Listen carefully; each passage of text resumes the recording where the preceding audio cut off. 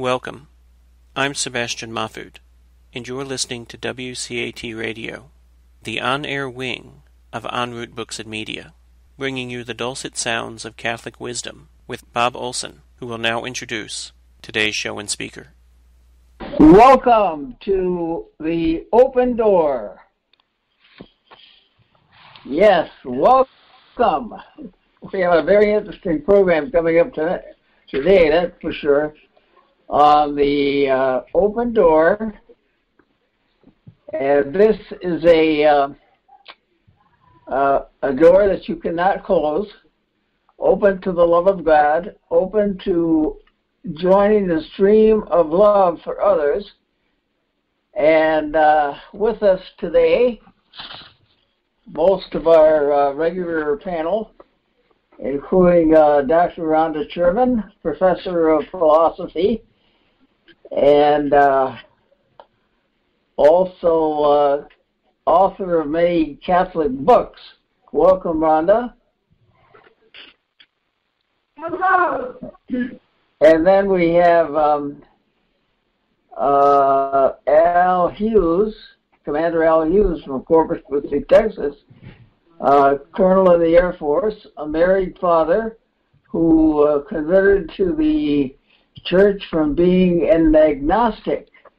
Also has degrees in engineering and pastoral studies.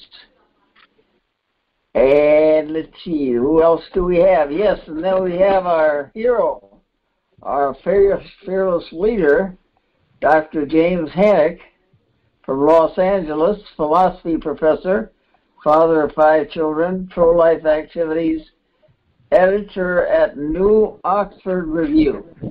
So, Jim, take it away and introduce our guest, Desmond.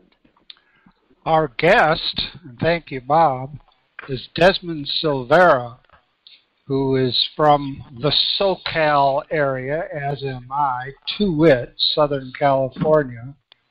And Desmond was with us the past 2 weeks, and he is on the National Committee of the American Solidarity Party.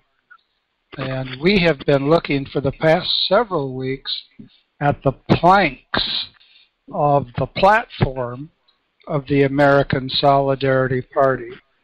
And this week, we come to something that has long been contentious. It was, for example, a major area of dispute in the days of Cardinal Newman. And I'm sure it had been a major area of dispute in the days of the Romans and the Phoenicians. In other words, it's a permanent presence on the agenda of what counts as justice and how justice might be pursued. However, before turning to that, and we did this last week as well, I'd like to check in with our Holy Father, Pope Francis, on the whole question of political engagement. And October 1st, less than a week ago, this past Sunday, the Pope said that, and this is just an excerpt, he said, and I quote, "You can't change politics watching from a balcony." That certainly seems true, and let me give you some other excerpts, and there's one that I'm especially keen on. Well, let me give you some other excerpts from this talk, very informal, as you might expect from Pope Francis. Some other excerpts. Here's one. Try to act personally instead of just looking and criticizing the work of others from the balcony. Continues. If the politician is wrong, notice he didn't say since, he said if. We might want to make a change there, but he said, if the politician is wrong, Go tell him. There are so many ways to say, but I think that would be better like so, like so. Through the press, the radio. What was that? The radio, that's us. But say it constructively. Say it constructively. Well, that puts a special burden on us, I suppose, in certain political environments. And if I could extrapolate momentarily from the words of the Holy Father, Dorothy Day famously said, 90% of the time you should be acting constructively. And that other 10% of the time, make it crystal clear what's gone wrong. And I especially think of that as we have new calls to build up and make more efficient our nuclear arsenal. But enough of that gloss, and back to the Holy Father. He said, quote, "The authentic face of politics and its reason for being is an invaluable service to the good of the whole community. And that is why the Church's social doctrine regards it as a noble form of charity." Now, let me just go a little bit further, and it won't be but another couple minutes. He continued, quote, "Act in such a way as to diminish inequalities." Notice he doesn't suppose that there is some sort of utopia in which everything is equal, and I doubt if that would be a utopia, because then I'd have an equal shot at playing for the Los Angeles Lakers, which would lead to very bad basketball. Act in such a way as to diminish inequalities, to promote the welfare of families with concrete measures. I'm extrapolating, of course, but some of us, Rhonda I think of for sure, and Al for sure, have talked about the need for specifics, concrete measures. Well, the Holy Father can't give concrete measures throughout the world, but we can certainly look for concrete measures where we are. Now, what are these concrete measures involved in? Providing a solid framework of rights, duties. Notice, not just rights, duties. And many people have argued that we have rights first and foremost because we have duties. He continues, his language, balancing both and making them effective for everyone. And then he says, this is necessary if we are to work together for the common good. Common good is the touchstone of the American Solidarity Party. Now, continuing, and especially for those of us who think that we don't want to get our hands dirty, I invite you to consider the nobility of political action in the name and favor of the people, in order that we can rediscover the value of this essential part of our contribution. Now, I have one last quote, and this is from the last few sentences of his address. Concluding, he said, that it is the right of everyone to have a voice in politics, get ready for this, but especially we should listen to the young and the elderly. But especially we should listen to the young and the elderly. Now, even though he's the father of a large family, I, for one, take Desmond Silvera still to be young. The rest of us, well, I take all of us to be elderly, although I would insist that I'm the youngest of the elderly. At any rate, the Holy Father says, everyone should have a voice in politics, but especially, quote, the young and the elderly. To young people because they are the ones with the energy to do things, and to the elderly because they have the wisdom and authority of life.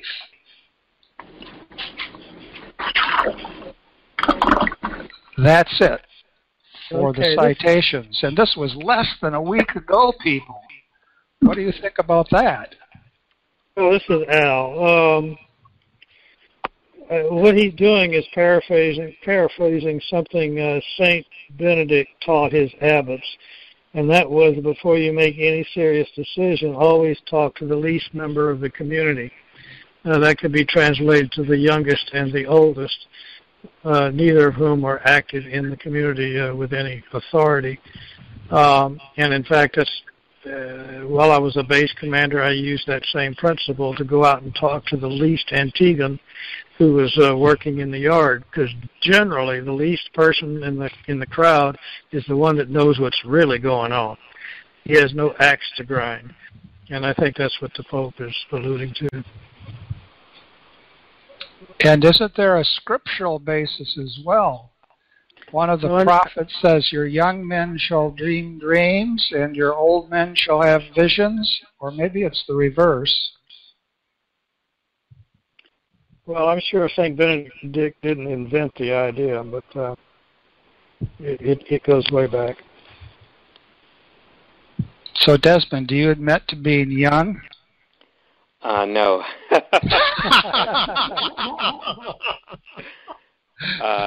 That's because they have energy, and you're going to tell us you don't. Well, no, I mean, I have energy, but I'm 40 years old, so I guess that's younger, but I think I'm solidly middle-aged at this point. Uh-oh. He's disenfranchised himself. Well, couldn't we say this as friends of the Holy Father? Look, if the young and the elderly should be listened to, and the young because they have energy to do things, and the elderly because they have the wisdom and authority of life, the middle age, especially those who use Grecian Formula 16, the middle age have a certain amount of energy and a certain amount of wisdom and authority. They have perhaps the best balance. I agree with that. Balance, yes. All right, then. With this introduction, and we can certainly go back to it, I'm going to turn to the language of the Solidarity Party's plank on free and fair trade. And this is a relatively brief plank. The initial statement reads, the American Solidarity Party recognizes that international trade has the potential to raise the standard of living for all nations. So, there's much to be said, a great deal to be said for trade. Continues, if it is not regulated in accord with the common good, Holy Father's phrase too, it can lead to the exploitation of labor and the environment, as well as economic insecurity. So we have the case of a fundamental practice back to the Phoenicians, if not before, international trade. Is it dispensable? Well, not if we really care about the living standard for people across the world. We need international trade. But if it is not regulated in accord with the common good, it can lead to the exploitation of labor and the environment, as well as economic insecurity. Now, Rhonda, earlier, before the show officially began, or the panel officially began to pontificate with a small p, was talking about Walmart. Now, Walmart certainly involves international trade. I recall many years ago reading with surprise that heads of state and their highest ministers regularly went to the headquarters of Walmart in Arkansas to discuss trade policies. So we all of us at some point or other have had contact with Walmart. How does the idea of international trade with its potential for good and its potential for ill connect, if at all, with our various Walmart experiences?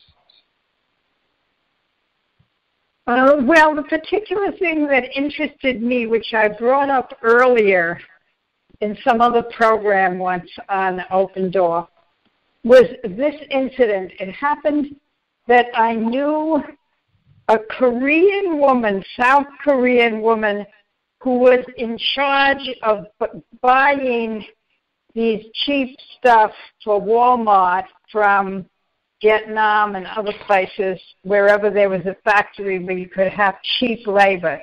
So then there was this big scandal with the fire, I think, in one of these places.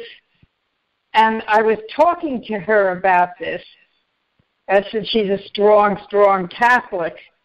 And she said, well, basically in those countries, the salaries they're giving them are what they need to survive. And the fact that we can't control those places.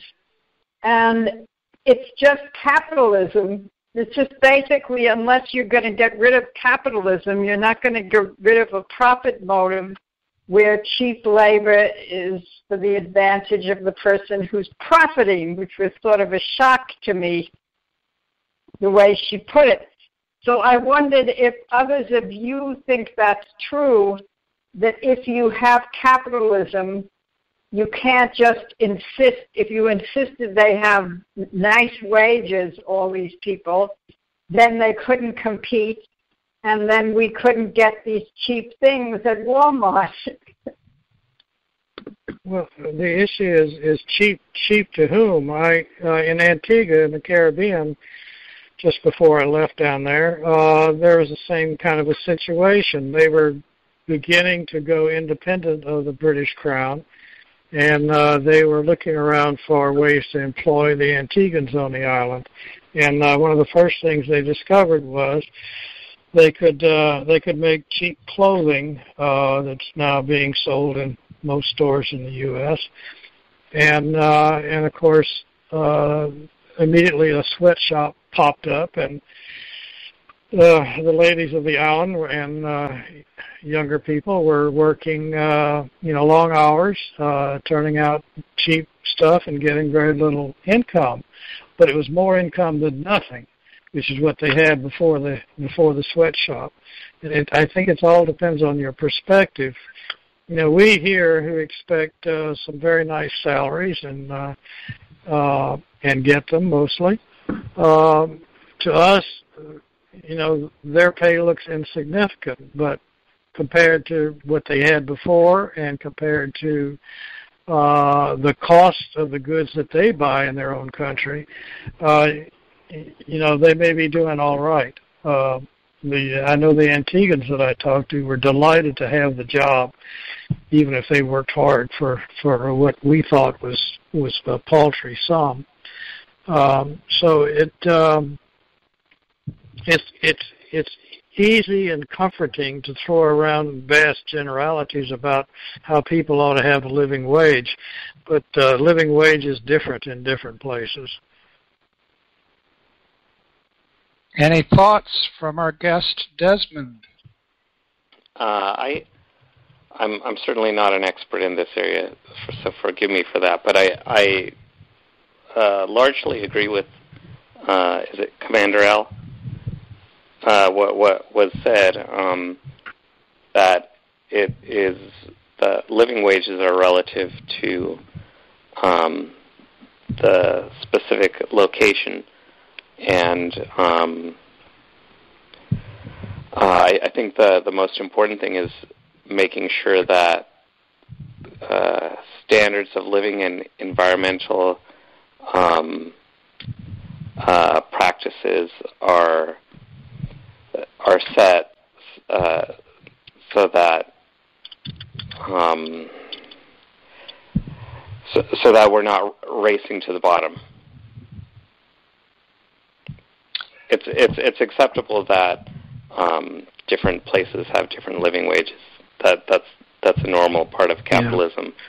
Yeah. Desmond, as a matter of fact, in my own grandfather's time, people were living almost like the poor that we talk about in other countries now. But it's poor they may be, but and poor we were. My grandfather's majority of people were poor, but it's a step up from what they had before, and it's on the way to a better life. And I think we have to recognize that there's a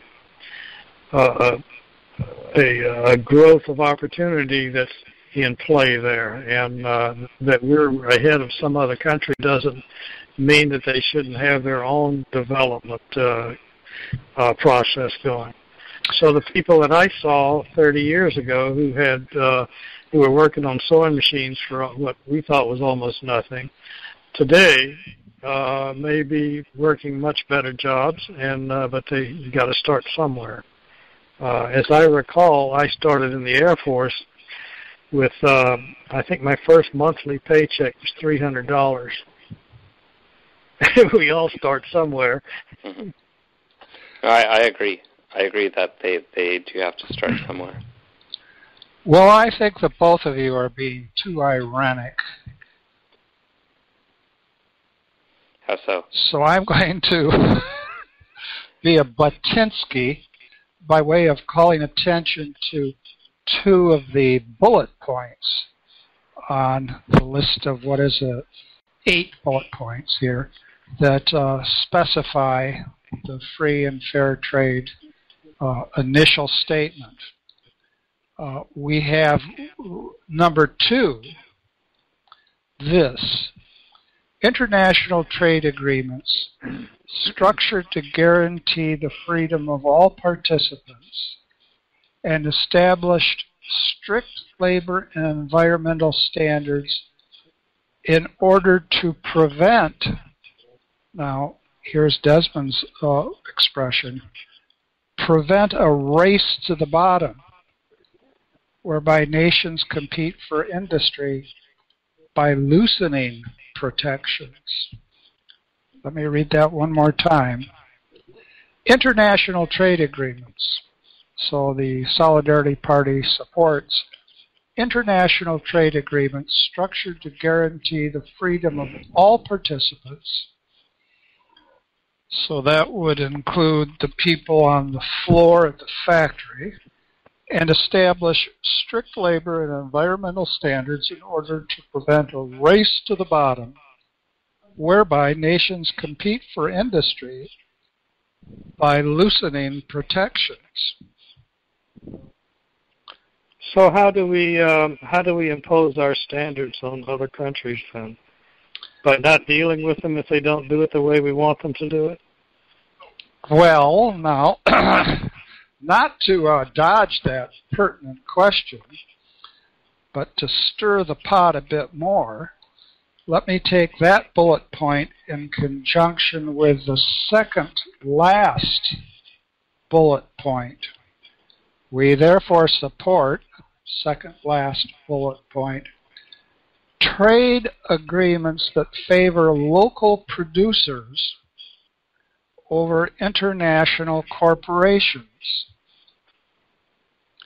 That favor local producers over international corporations. Ah, so big business is the enemy then? No. What we have here, and let me give you a particular, is trade agreements that are so structured as to not impoverish local agriculture in Africa, to allow agriculture in Africa as it's developing in a kind of an organic way not to be undercut by international corporations. Yes, now this was the point that was made in this famous book, which was very popular in the 70s and 80s, called Food First, where these sociologists, I forget the names of them, but I used to teach the book years ago, or had it as a supplemental reading for book reports, stuff like that.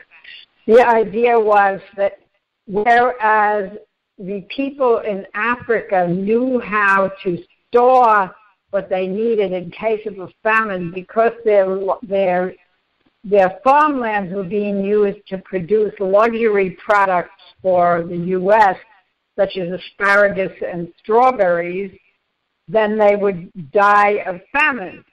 Is that the sort of thing you mean? Well, I can't vouch for, and I think we're all quick to acknowledge our background limits on what we know here.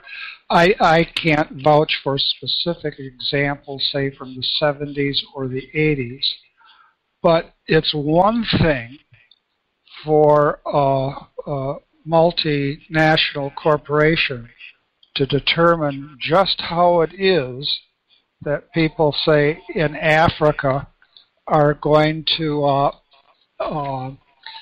sorry for the phone ringing, but if I get up to grab it, I'll pull the mic out. Determine how people in Africa are going to manage their agriculture and manage their local industries. It's one thing for Walmart to set the conditions, and it's another thing for Walmart to deal with local producers in a responsible fashion. If, for example, we have international corporations determining the structure of the trade arrangements for, say, the next 20 years, we can pretty well count on those operations favoring the multinational corporations.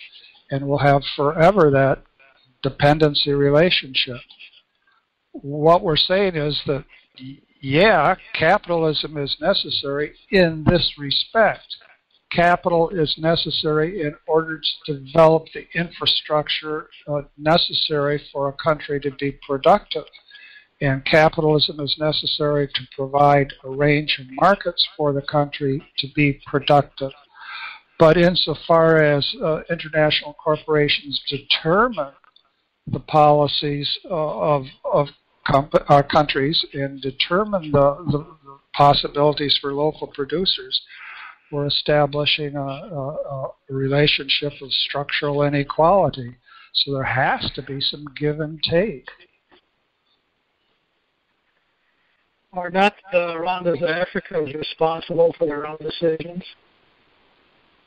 Do we have to make decisions for them? Well, one of the things that the bishops in Africa have said very recently, they've said it many times, but also they've said it very recently, is that oftentimes trade negotiations are worked out by people in Africa who aren't representative of the wide range of Africans, but are representative of very, very wealthy people in Africa who are exploiting their own people. And this is the African bishops saying that. And if you look to the Philippines, you have the same sort of thing. The Filipino bishops are saying very oftentimes the leadership is corrupt. So just because we have the United States and other European countries with multinationals as part of their reach to developing countries, striking a deal, it doesn't mean that the deal really is in the best interests of the great majority of the people in these countries. I still don't quite understand that we have the right and responsibility from afar to manage the decisions being made in a foreign country, even if they're corrupt. Because after all, those who are corrupt are also Africans, hey?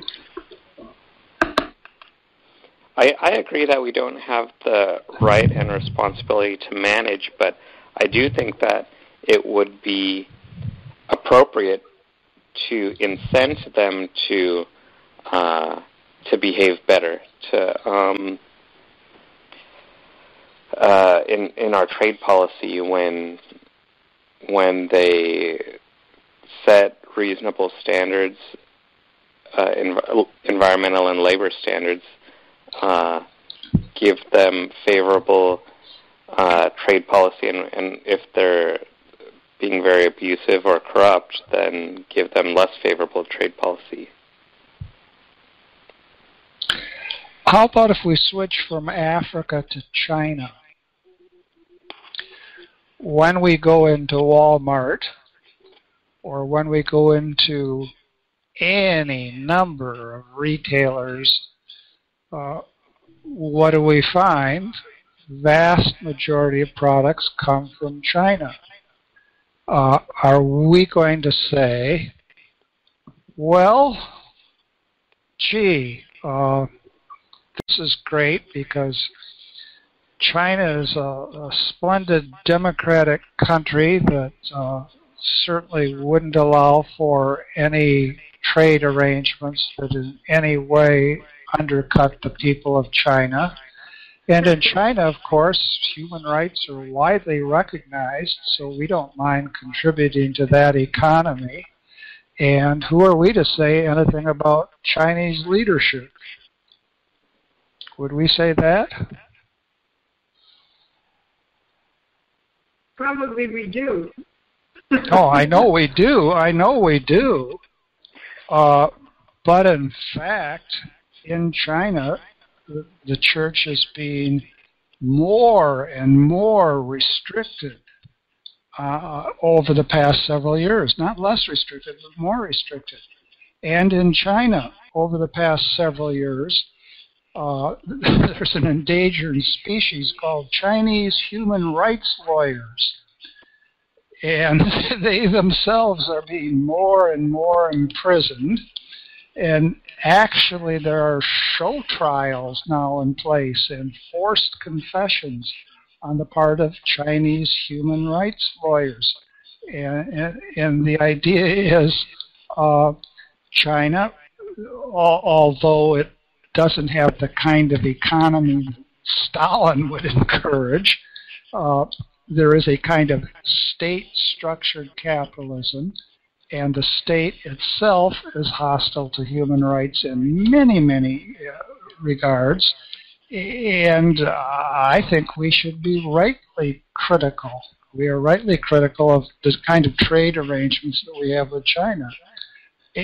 And I think the same thing is to be said in countries that don't get run by political parties of the classical sort, but get run by a coterie of leaders that are really plutocrats.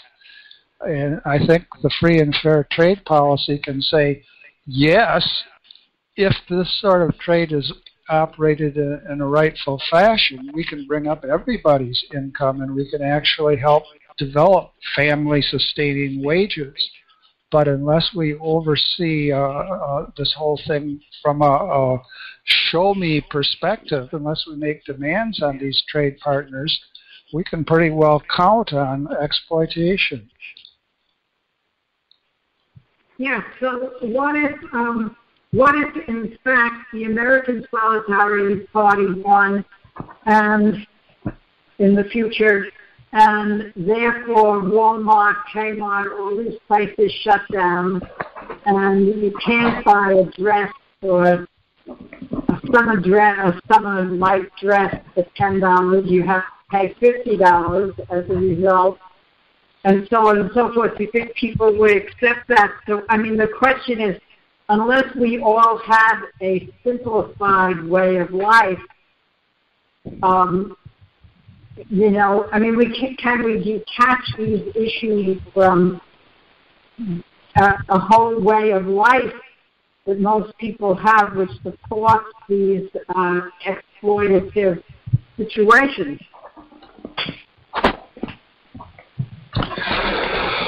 Well, Rhonda comes up with a real core problem, and that is we're all seen and think of ourselves, most of us, as consumers, and therefore anything is okay as long as it feeds the consumer. Rhonda has the right solution, and that is to live the basic Christian life. But that's a hard sell.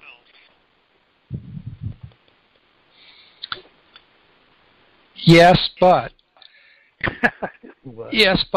isn't it the case that if we do not, as a political party, as people with a commitment to politics ordered to the common good, if we do not critically examine trade policies with developing countries, if we do not critically examine trade policies with one-party rule countries like China, then we're setting ourselves up simply from the perspective of self-interest for a world that is constantly in turmoil.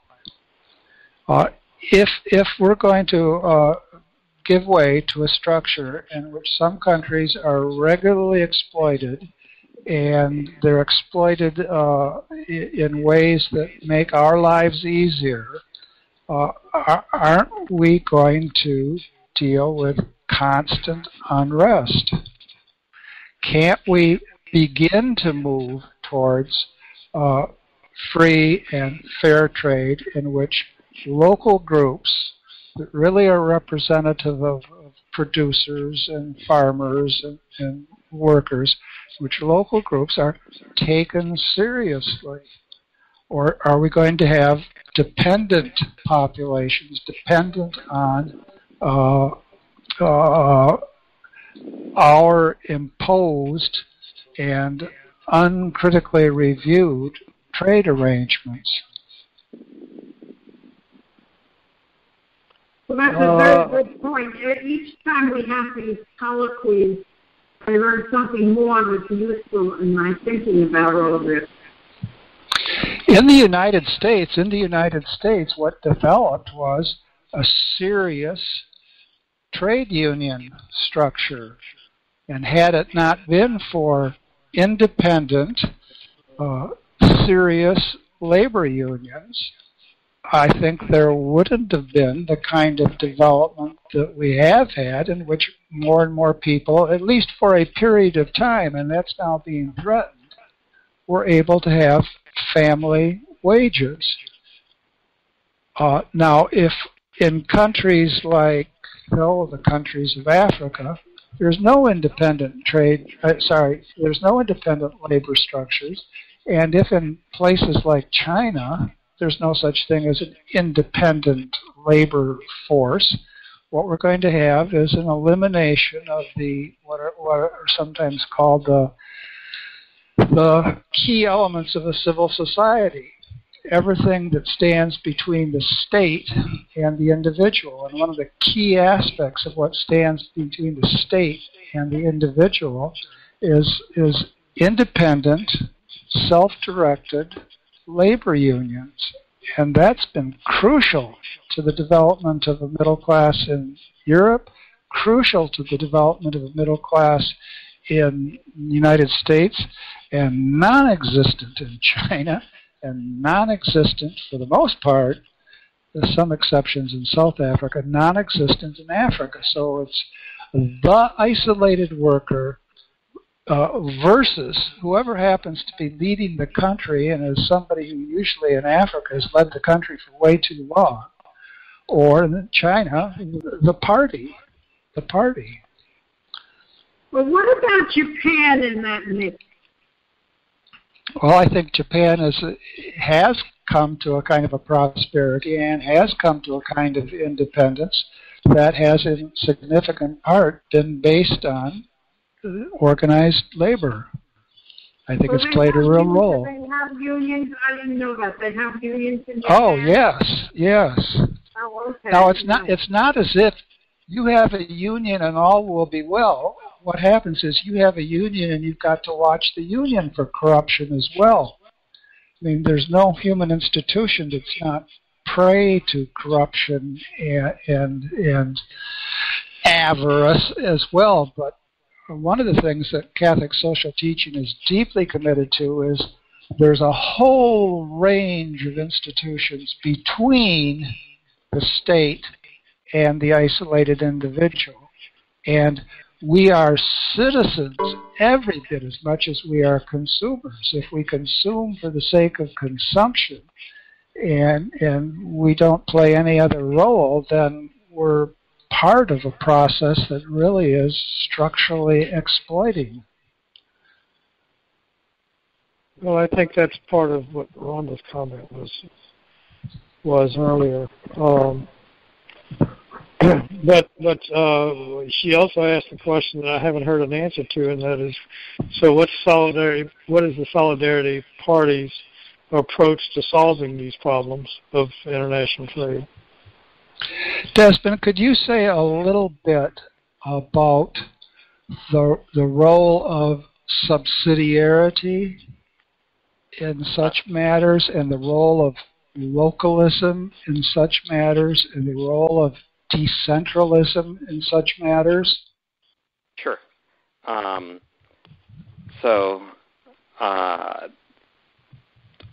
The ASP doesn't have specifically laid out policy that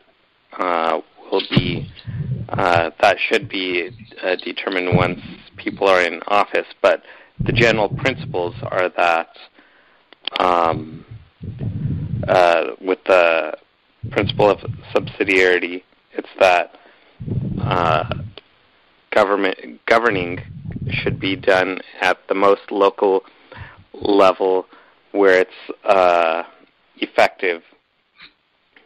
And what was the rest of your question? I'm sorry. Well, decentralism, localism, subsidiarity, and how that, in a very broad brush way, says let's begin with the grassroots and work our way up, rather than let's have it all decided by the World Trade Organization, the World Bank, International Monetary Fund, and whoever is among the current leadership of the world's wealthiest countries. Correct, yes. So the general principle is always let's do it at the most local level possible. There are certainly some decisions that need to be made at the national level or the state level, but the people should have a say locally in how they are governed, and that's our decentralized philosophy. Now, in regard to what Rhonda was asking, I think it's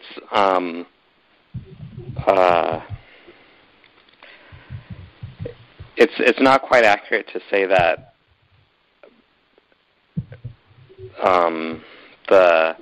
that we'd go to any kind of extreme such that Walmarts couldn't exist. I don't think anyone is advocating for that, but more so that protections be put in place. And that certainly will raise prices, but... And wages. Yes, yeah, prices and wages, exactly. This isn't specifically what the American Solidarity Party advocates because, like I said, we don't have policy set out. But the way I would see it working is in order to get compliance from other countries, specifically in regard to the environmental standards, I think what would be appropriate would be a type of eco-tariff where countries that are not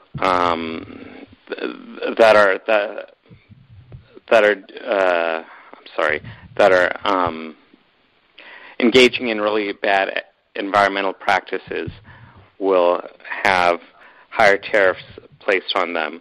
So if they want to do business with us, they're paying those tariffs, and that increases the cost of the products. But then, in order to have a net zero impact on the American consumer, we can do something like decrease income taxes so that the cost to the consumer really doesn't change at all.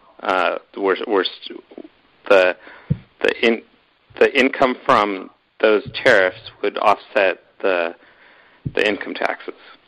That's just an idea.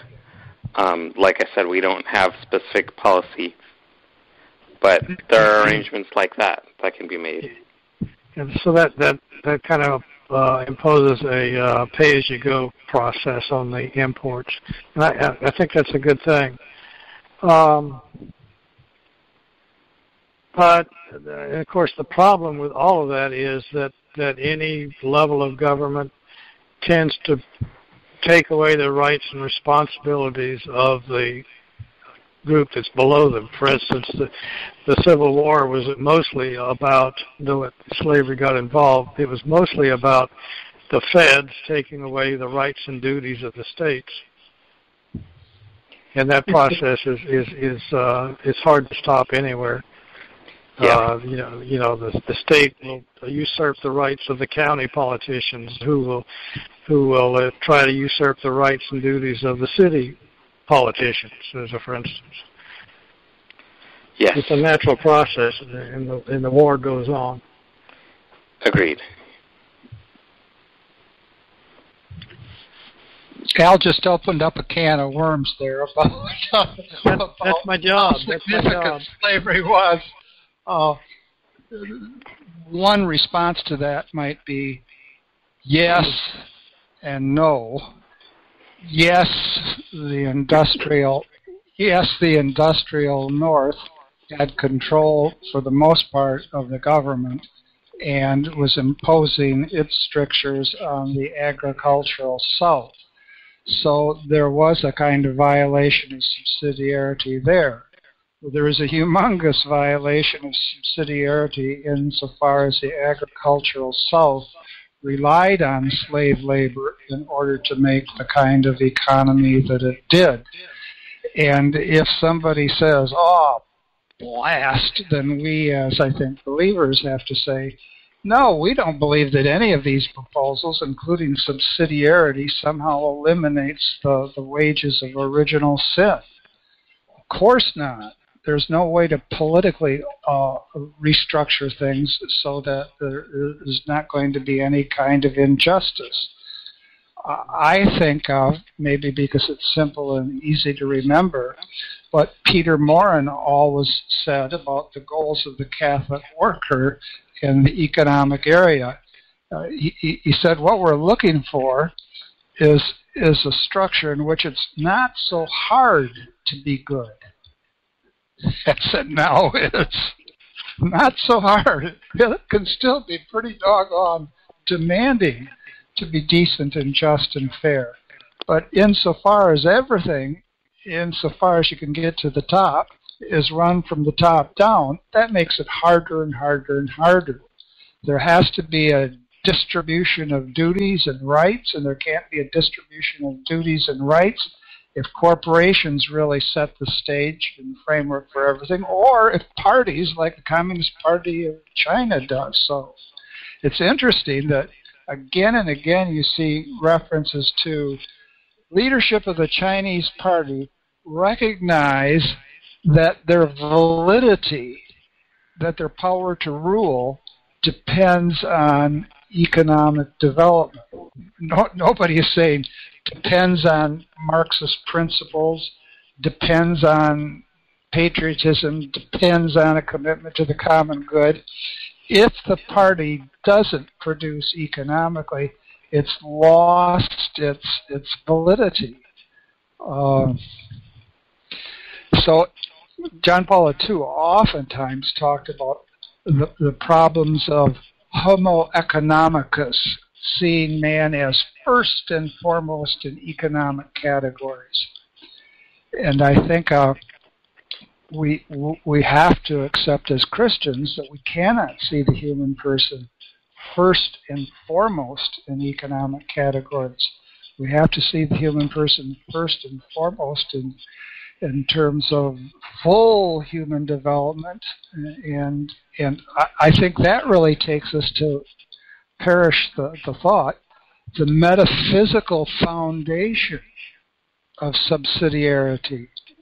And the metaphysical foundation of subsidiarity is that everything that is develops itself in action.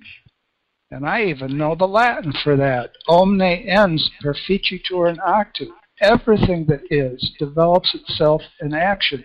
And if people aren't allowed to act freely in the economic sphere, aren't allowed to act freely in the political sphere, aren't allowed to act freely in terms of social structures, they're not going to develop their potential as human persons. And if the whole thing is determined ultimately by an economic bottom line, then I think the development of the human person is threatened.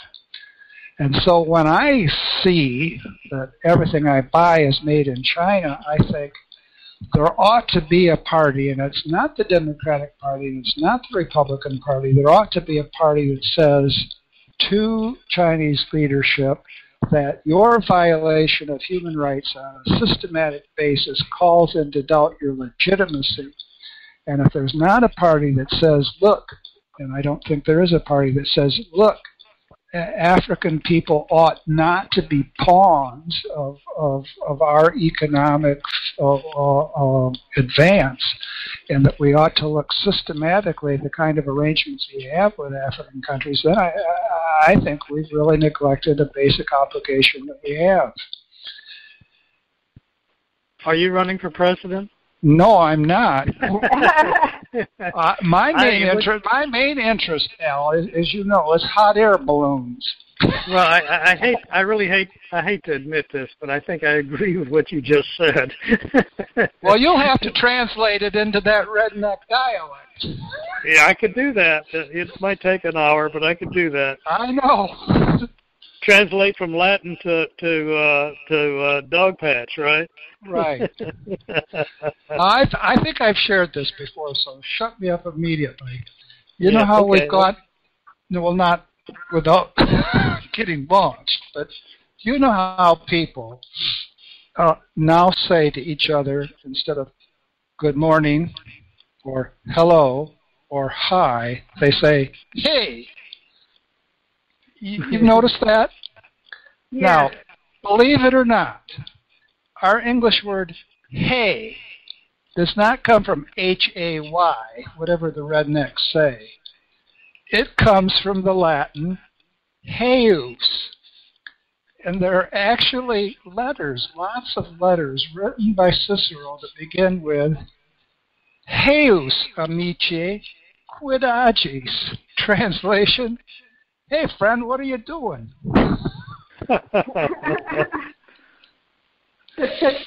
Very interesting. That was a distraction. I something that's puzzling me. Because I retired to Texas, an old New Yorker retiring to Texas, I'm reading old novels written by Texans to try to get a sense of the whole history here. So there's a famous writer called Elmer Kelton who wrote these books. The one I'm reading is called The Time It Never Rained. And these were best-selling books written in the 60s, 70s. Okay. So what it's depicting is the dilemma of this rancher who is trying to follow the law and not hire wetbacks. The idea was that people like him, if a wetback landed on property asking for work, they'd give them a meal and then send them further north and they might get work, but they wouldn't use them, hire them.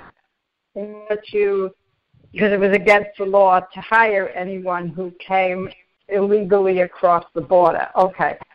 So now he's had an accident and he desperately needs help. And this very, very nice, amiable, wetback young kid comes across his property and begs for work. And so he's in this dilemma where he'd have to go against his own principle of you always be law-abiding in order to help himself survive, see? So then, in terms of subsidiarity, why would you have the the whole United States government make these laws that have nothing to do with the actual needs of the people down in this area? Yes. Why should you? So that's one of the reasons why we have states. It's a good thing to have states, and it's one of the reasons why we have counties. It's a great thing to have counties. I think we have to not be utopian. The American Solidarity Party would be more like traditional republicanism, which would say we don't want big government, right? Well, Dorothy Day oftentimes referred to something she called Holy Mother the State. And that was a dismissive thing. But Desmond is absolutely right in that some things must be done at a higher level. But you always have to give priority to the local level and then build your way up rather than start at the top and impose everything down. And in that regard, I think the party has affinities with what you might call paleo-conservatives, because I think paleo-conservatives had such a view. But if paleo-conservatives have that view because they think the individual is supreme and no one ought to interfere with the individual, well, that's mistaken too, because individual and personal rights and responsibilities must themselves be geared to the common good. And so much of a right political balance mirrors a right balance with participation in the church. We are all of us called to address the powers that be within the church. It's a matter of canon law that people who have knowledge ought to speak up on religious concerns, even speak up to bishops. At the same time, where the bishop is, says St. Irenaeus, where the bishop is, there is the church. There has to be this constructive discussion going back and forth at every level within the church, and that's a paradigm for what has to happen within the political order. So would subsidiarity then make it possible for it to be right for all those ranch people, big ranch people who purposely encouraged immigration with illegal immigration in order to have cheap labor? It was good for them in their state of California. Well, one would want to ask the question, how did these big ranch people come to be so big that they would dominate the whole political process and economic structure? I mean, all of us have to look inwards to see if whether or not our position is a position that's based on wrongful privilege. Yeah, Al, I have the answer to how they got so big, but you're out of time, I'm afraid. Maybe we can talk about it some other time. We will. We will. Thank you to one and all, and I wondered, Rhonda, if you couldn't close with a prayer, and Bob, if they haven't fed you too much poisonous hospital food, you could conclude. Okay, so we thank you, Lord, for this helpful. I'm, dear Holy Spirit, very impressed by the amount of thought in the minds of people like Jim and Desmond about these issues and areas which I know very little about. So I thank you for being able to hear their thoughts and for their very genial toleration of critical questions from Al and myself. Al knows a whole lot. I know almost nothing about these issues, but Al knows a whole lot. But I thank you for the peaceful resolution where Al could say, I actually agree with you on that, and you all listen to what we ask without sarcasm. Amen. Amen. That's a nuanced prayer. Nuance, yeah. Well, you remember me, Jim. So the gentleman's information, I hired Jim for his college career, and we became great friends, so I've known him for about 40 years, 45 years, he and his wonderful family. So we like to tease each other a little. Yeah, but Al is your spiritual director. So that's very nuanced prayer, right? Right. Bob, are you with us? I think he dropped off. He probably got hauled away for some invasive test. Well, again, thank you. God bless one and all. Next week, same time, same station, new plank, and the new platform. We hope you enjoyed the program and will join us back for another show on WCAT Radio. This is Sebastian Mahfood. Good day.